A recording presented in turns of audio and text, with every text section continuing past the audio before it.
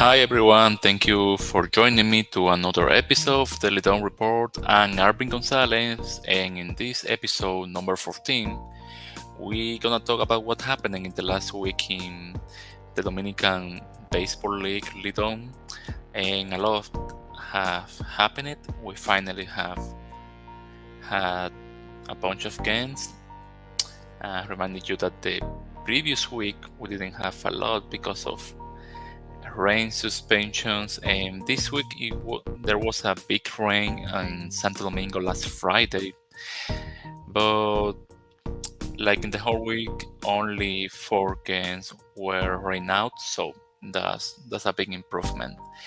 And let's talk about Águilas, because Águilas have won 5 games in a row now after defeating yesterday Licey with a walk-off homer by Gerard Encarnacion, the Marlins prospect, that is been doing so well with Águilas and making his debut in LIDOM, and he hit a solo walk-off homer in the ninth inning against a Licey reliever Giancarlos Mejia, who plays for the Cleveland Guardians.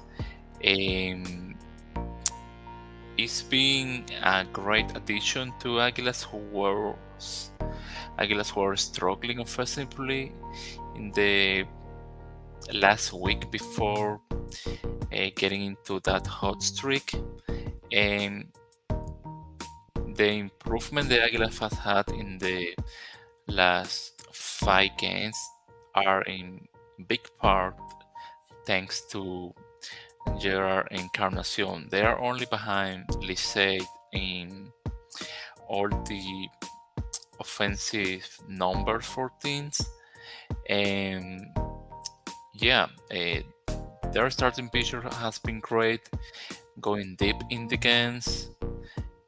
Carlos Martinez threw 7 innings in his last start. Yuneski Maya has thrown at least 5 innings in a game in regular series, regular season, for 14 straight starts. So that's been really important to Águilas to keep their bullpen fresh, and the bullpen also have been doing a good job. Not as good as the starting pitcher, but still it's been in the top 3 teams in the league in terms of relievers, and having guys like Richard Rodriguez and Natalis Felix helps a lot. And it was the first time that Águilas defeated Licey, which is the biggest rivalry in LIDOM, since last season. Licey had won 5 games in a row before losing yesterday against Águilas. And talking about Águilas, some names that are with the team right now, they made a couple of moves. They signed Nick Hernandez. Hernandez is a right-handed reliever who pitched for the Astros, the World Series champions, Houston Astros, in AA and AAA. He struck out 85 batters in just 64 innings between AA and AAA last season, and he's going to be available for Águilas beginning this week. Also, Águilas received the addition of catcher Joe Hudson, who is replacing Michael Perez, who ended his contract because he has to play now in his country in the Puerto Rican Winter League. And also, Águilas made a transaction with Escogido. They sent righty reliever Jesus Liranzo to Escogido in exchange for right-handed pitcher Harold Gonzalez. So those are the moves that Águilas have done in the last couple of days. And let's talk about Licey now. Licey signed two foreign pitchers.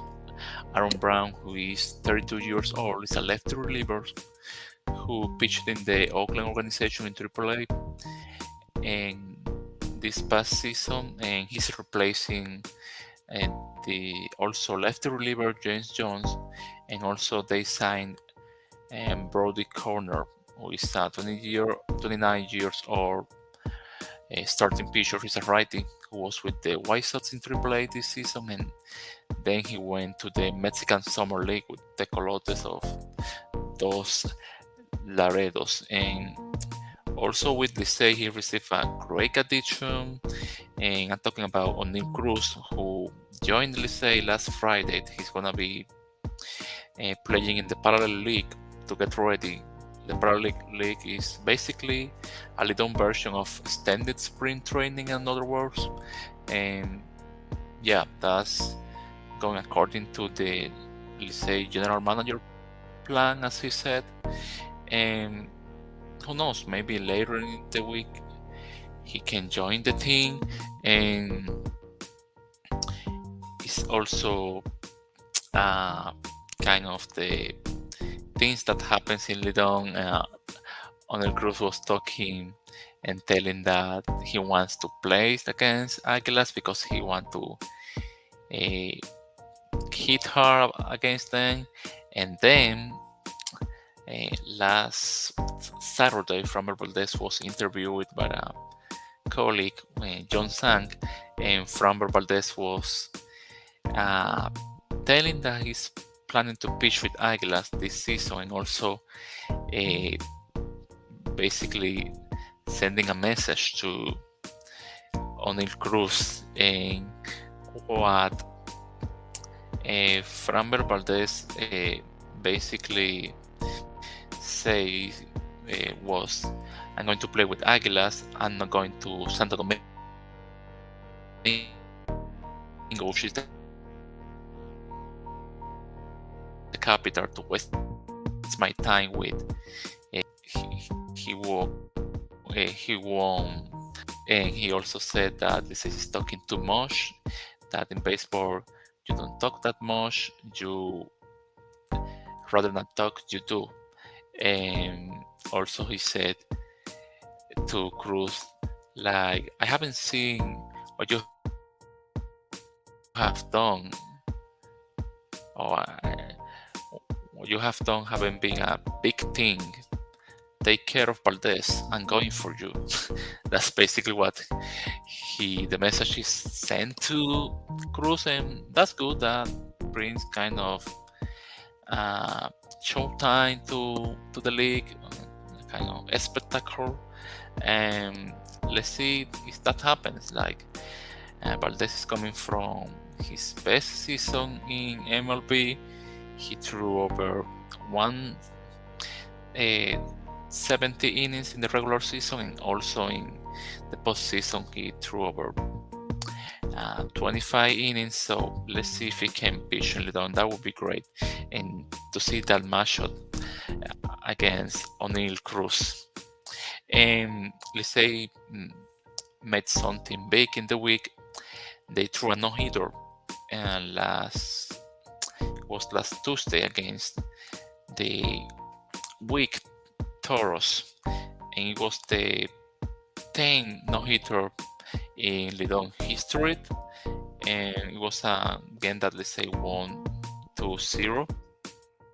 And that game was started by Luis Alberto Bonilla, who only threw one inning, and then a bunch of relievers were thrown in that game, and finally Jairo Asensio was able to close the game. And moving to another team, let's talk about Estrellas, who are still struggling with their starting pitchers. They're not able to go beyond 3 or sometimes even 2 innings, and that's causing that the bullpen has been working more than usual, and also is basically putting the team behind the box score in most of the games, and right now Estrellas has lost 3 games in a row, which is the worst streak right now in LIDOM. But they have a couple of nice debuts this week. First, Luis Campuzano last Monday against Gigantes, the Padres catching prospect in his first ever at bat in LIDOM. He hit a home run, and then he also added a couple of it and he went 3 for 4 in his debut, and also got a hit in his next game and in the other one. And in 4 games, he's doing so well so far for Estrellas. And yesterday, Edward Olivares, the Venezuelan who plays for the Kansas City Royals, made his debut for Estrellas, going also 3 for 4. He didn't hit a homer, but that's such a nice debut for a Estrellas team that's been doing great offensively. No, like being on top of the league, because Licey and Águilas are basically leading most of the offensive categories. But after those two teams, the next team is Estrellas, and he's like they have some big names there. Also, Jose Tena, which is a rookie, who is doing so well right now, hitting 306 and with a 342 OBP. Also, Eric Mejia and Eleures Montero also are part of that offensive. And Yankees Rodolfo Duran, who had a 600 slugging, he has hit 3 homers and have 14 RBIs. So let's see how it goes for the Estrellas starting pitchers in this week. And let's move to the other team who have a couple of additions. I'm talking about Gigantes, who added Hanser Alberto, Vladimir Valentin, Luis Perdomo, and Huáscar Hinoa. Alberto haven't had like a nice start. It's been awful for him, but it's only been 4 games. He's hitting only 167 in 4 games, 1 single, 2 doubles. Alberto, by the way, he's the defending batting champion in LIDOM. He hit 322 last season. In the second place was the National or the American League Championship Series and World Series MVP Jeremy Pena, and then Leody Taveras. But he led, Alberto, he led by a great margin last season. And let's see how he goes into the rhythm, and he got more repetitions, and to see if he can get back to the level he's been used to performing LIDOM. And Valentin, he's been like, let's say hot and cold. Hot in terms of extra base hit. He hit a homer and also a double in 5 games, but he's not getting on base so often, and his batting average of just 188. It's been really bad in his first 5 games with Gigantes. And saying that, Alberto, let's give him some more time to see how he adjusts. Also, it's been rough for Huáscar Brazoban, who allowed 3 unearned runs, 2 hits, 1 base on balls on yesterday in the game that Gigantes won against Estrellas 5-3. And is for Brazoban his third season in LIDOM. He's coming from a great year with Gigantes in last season, in which he had 0.92 ERA in 19.2 innings and a 0.81 whip, striking out 25 batters. So let's see how it goes. Also, let me also talk about the other trade that Escogido made. I already talked about the one that sent Diario Libre Jesus Liranzo from Águilas to Escogido in exchange from right-handed pitcher Arving Gonzalez, but also Escogido acquired outfielder Leandro Castro from Gigantes in exchange for a 12th round draft pick for the 2023 rookie draft for LIDOM, and Escogido is doing a little bit better compared to last week. We were talking. They have won 4 games and lost 6 in the last 10, and they are right now only 1 game and a half out of the 4 plays that have estrellas so far. And for the one who are watching the episode in YouTube, let me share the standings with you right now. Licey keeps leading with 12 wins and 4 losses, but Águilas are getting closer, only half a game behind, 13 and 6, and then are Gigantes, who lost 4 games in a row. Yesterday defeated Estrellas and are 9-9, 4 games behind the first place Licey. Then Estrellas in 4th place with 8 and 10, Leones with 6 and 11, and in last place Toros, who are still being awful. They have 5 wins and 13 losses. Toros, who in the last week fired his manager, Pat Listach, and that was something that we talked about in the previous episode, in episode number 13. And Hector Borg, which was the bench coach, was being the manager for the last week, because the week before Listach being fired, he wasn't already with the team. He was in the USA, and Toro said that he was dealing with something there, but I don't know, that sounds a little bit weird.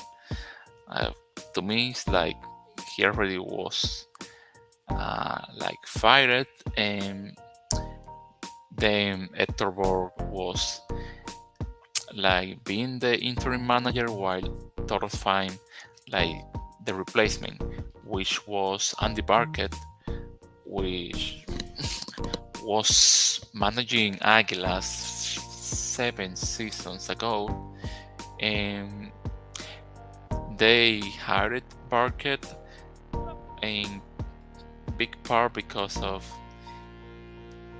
the great hitting coach that he is. That was something that he did with the 2018 Boston Red Sox that who won the World Series, by the way. Yeah, that's been part of the failures with Toros. They've been real bad in the offensive aspect of the game, and also their bullpen is really, really awful. Those 2 teams that are in the 5th and 6th place, talking about Leones and Toros, has that in common, the weak offensive and also bad bullpen. And time is running for Toros. They are only 3 games out of the 4th place. It's a really short gap, but it's the way they are playing that makes people don't believe in them, even though they have really good players. They made a really nice signings in the off-season, both in native players but also and more important in foreign players. But at least uh, they won yesterday against.